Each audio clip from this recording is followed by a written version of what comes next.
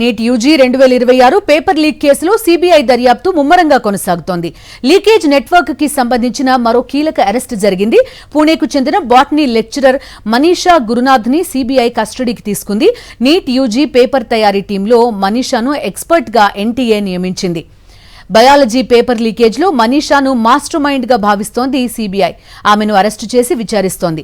ఇప్పటి వరకు neat paper leakage కేసులో 9 మందిని కస్టడీకి తీసుకుంది కేంద్ర దర్యాప్తు సంస్థ. పూణే సహా దేశవ్యాప్తంగా 6 ప్రాంతాల్లో దర్యాప్తు అధికారులు సోదాలు నిర్వహించారు. నీట్ యూజీ 2026 పేపర్ లీక్ కేసులో సీబీఐ దర్యాప్తు ముమ్మరంగా కొనసాగుతోంది.